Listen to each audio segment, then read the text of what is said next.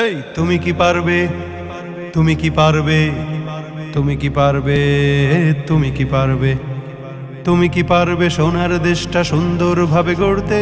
তুমি কি পারবে মানুষের তর জীবন দিয়েই লড়তে? তুমি কি পারবে স্বাধীনতাকে আবার ফিরিয়ে আনতে? তুমি কি পারবে দুর্নীতিবাজ সন্ত্রাসীদের রুখতে? তুমি কি রাখতে পারবে দেশের মানুষকে সন্তুষ্ট? অভাবে কাহারও স্বভাব কখনো হবে না যে আর নষ্ট।